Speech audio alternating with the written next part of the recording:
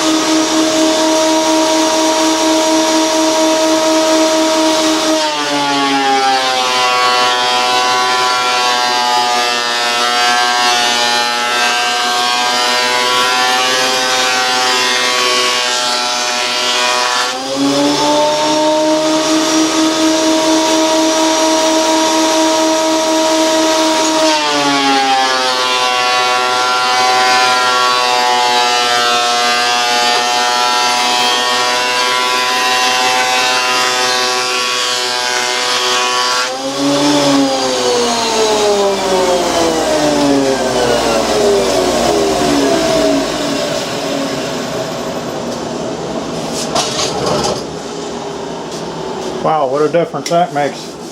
Not even going to have to hardly sand that. It's nice and smooth. Okay, here's what I come up with for a case. I cut a rabbet back in here for the metal faceplate, and I cut a rabbet in the back for the back side. So that way I'll be able to access any of the stuff inside from either the front or the back in case I have to fix something or change something. Next, I guess I'm going to put a decorative edge around here. I got a Roman OG bit set up in the little mini shaper, another Grizzly tent sale item, and I know why they call them OG bits, because OG, either it looks nice or OG you got to start over. So I'll give her a whirl.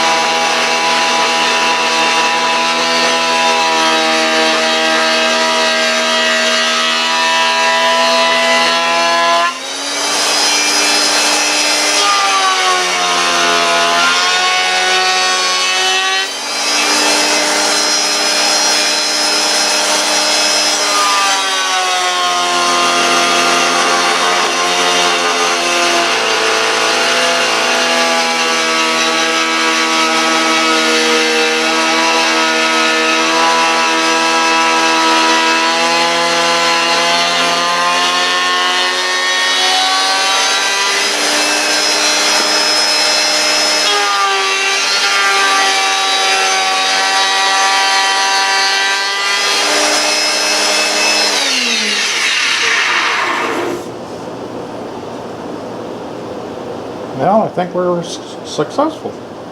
We'll clean it up with some sandpaper. I think she's going to be okay. I'll do the other one off camera. Okay, I got the case assembled and a coat of varnish on it. Polyurethane, whatever. You can see the recess in the front where the metal panel will go in. And also around the back side where the back will go in. Got the front panel laid out. I don't know how well you'll be able to see it. Volt and ammeter, RPM meter, temperature meter, power on and off, ignition on and off, connections for the ignition points, connections for the spark plug wires, and a switch to turn the cooling on and off, and the connections for the cooling. So I got to drill and cut out all these holes, and right here will be where I fold it to fit the angle of the box. So I'll show you that when I get it done. Okay, I got this first hole hacked out with a pair of tin shears. Pretty crude, but I'm going to use my automatic file machine to clean up these edges. And I got a square, pretty coarse square file in there, and show you how I'm going to go about it.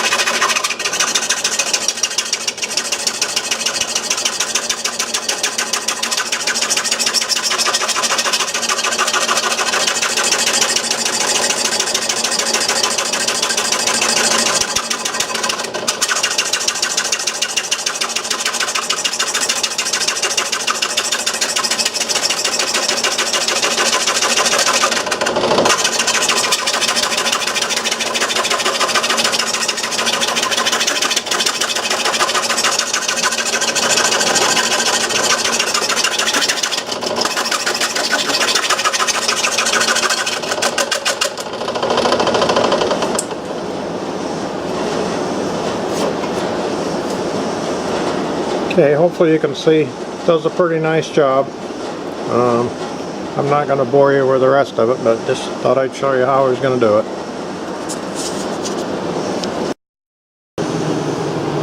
Got the front panel all cut out and drilled out, bent, put a coat of paint on it, and I'm going to try something different with the labels. I've done this on equipment with bigger vinyl stickers, but I never tried anything as small. Kind of a pain. I'm not sure how it's going to work with these little guys. There's all kinds of things that can go wrong with this. The paint can get under them, the paint sticks them down, and when you take it off it rips the paint, and just, who knows. We'll see what she looks like when I'm done. Could be interesting. What I did is these vinyl stickers, letters you buy.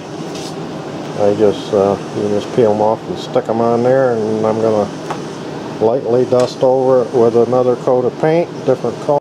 Okay, I got the lighter color paint dusted over it and pulled the stickers off, and only had a couple little places where it actually scratched down to the metal trying to get the stickers off. They were really on there between the paint and the stickum that's on it. I think we're going to be okay. Next step will be assembling the meters and switches and goodies in the base panel. That's approximately what it's going to look like. So, see you in a bit. Okay, I got all the components mounted in the panel. Meters, some jacks, switches, rubber grommets for the wires to come in out of. We don't have any of the wiring done yet.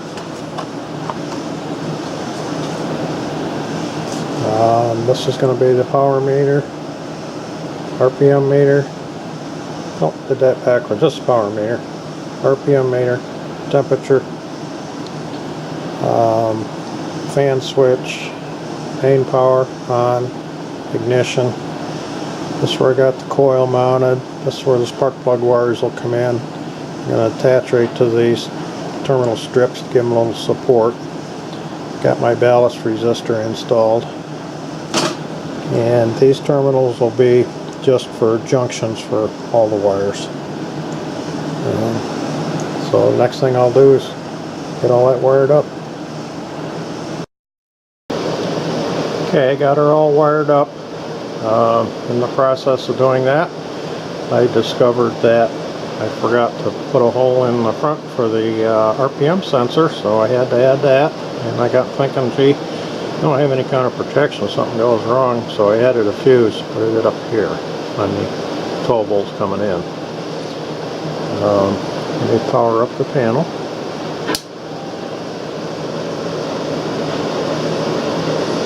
And you can see we got 12.1 volts, and meters and stuff use 0.05 amps. Of course, the RPM sensor I don't have doing anything, nor the temperature sensor, just going to show room temperature. Which is not too warm, 56.3. I have these two wires. One goes to ground, one goes to the points. These are the spark plug wires. One goes to ground and one goes to the top of the spark plug. I just got them clipped on the engine here, sitting on the stool here beside the bench. And that's the point connection, one side. The other side of the points goes to ground. Now we will turn on the ignition. Ignition on light comes on, and we'll crank her over and see if we see any spark.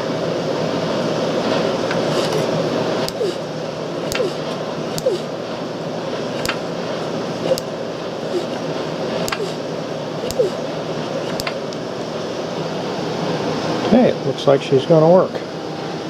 Let me turn the power off on this baby. And I'll turn it around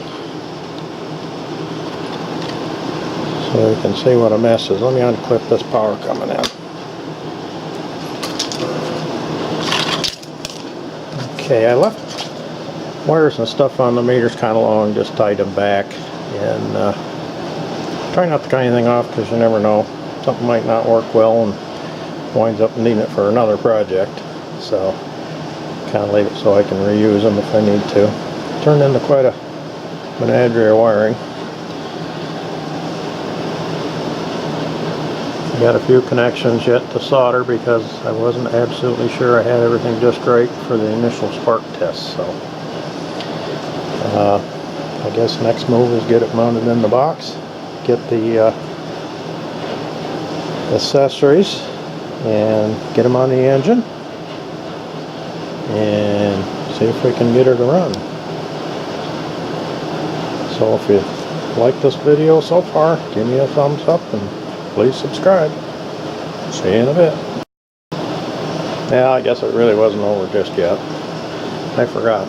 I'm thinking about trying to put something right here between where the spark plug wires go out with a gap in it, a little bit larger than the spark plug would be, just in case the wires fall off or something and the coil isn't run open there and throwing sparks around on the inside and ruining some stuff. So, and I forgot to mention there's going to be a third part to this, so hang in there, we'll get her done.